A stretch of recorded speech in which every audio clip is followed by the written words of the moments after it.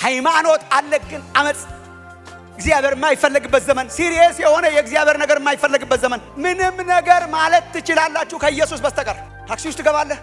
ከሰው ጋር እያወራህ ትሄዳለህ ስለምንም ነገር ብታወራ ሰው ፊቱ አለው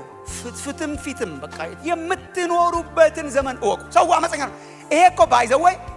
ኤቲስት የሆነ ጋድለስ የሆነ ፓጋን የሆነ ጣዖት አምላኪ ህዝብ እኮ አይደለም ሃይማኖት ያለው ህዝብ ነው ሃይማኖት አለው ግን እኔ ላይ አምፀዋል አመፀኛ ልጆች ናቸው በደንብ ማወቅ አለብህ የምትኖርበት ዘመን የአመጽ ዘመን ነው ኢየሱስን እፈልጋለሁ ግን ባልተካበደ መልኩ እንዴት አድርጌ ሌላ ነገር እንዴት አድርጌ አካብጄ እነግርሃለሁ ኢየሱስን ካላካበደ ሲሪየስ ያልሆነ አመፀኛ የሆነ ክርስቶስን የማይፈልግ የእግዚአብሔር ቃል የማይፈልግ በእግዚአብሔር ቃል የሚሳለቅ አመፀኛ ትውልድ እግዚአብሔር ታዲያ ከሕዝቅኤልና ከኛ የሚፈልገው ምንድነው በአመፀኛ ትውልድ መካከል በበረሃ ውስጥ የለመለመ ዛፍ እንድንሆን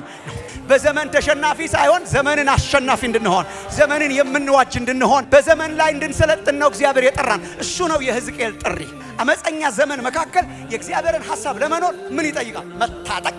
እንታጠቅ እንጂ ማሸነፍ እንችላለን እንታጠቅ እንጂ አይችለንም ዘመኑ ወጣቶች ወንድሞች እህቶች ታጠቁ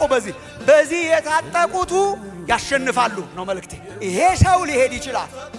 ይሄ ሰው ሊታለል አይችልም ዙሪያው አመፀኛ ቢሆንም እግዚአብሔር ማወጅ ይቀጥላል ለምን እግዚአብሔርን አይቶታላ ህብረተሰቡ ቢያምጽም አብሮ አያምጽም እንደ አመፀኛው ቤት አብሮ አመፀኛ አይሆንም ለምን እግዚአብሔር ለርሱ ሌክቸር ሳይሆን እግዚአብሔር ለርሱ ትንታኔ ሳይሆን እግዚአብሔር ለርሱ የተወረሰ ሃይማኖት ሳይሆን እግዚአብሔር ለርሱ ከሰው የሰማው ሳይሆን እግዚአብሔርን አየሁት በንጽህናው አየሁት በቅድስናው አየሁት በክብር አየሁት ይላል ወንድሞች እናቶቼ ዘመንን አሸናፊ ትውልድ በምን ይታጠቃል እግዚአብሔርን ኤክስፒሪየንስ ያረጋል የእግዚአብሔርን ክብር ያያል እግዚአብሔርን ማወቅ ይባላል ይሄ ክብር ሳያዩ በኃይል መታጠቅ ያለ እግዚአብሔር ፍርሃት እንድናገለግል ያረጋናል ክብሩን አይተው ኃይል የታጠቁትን ካገኛቸው የእግዚአብሔር ፍርሃትም አለ ዳይናማይት አይነት መሄድም አለ ስለዚህ እግዚአብሔር መጀመሪያ የሚያስታጥቀው በክብሩ ነው ዘመን ቢከፋ ማሸነፍ ይቻላል yes ምን ይጠይቃል መታጠቅ በምን በጌታ ክብር እግዚአብሔር ያቅምሳችሁ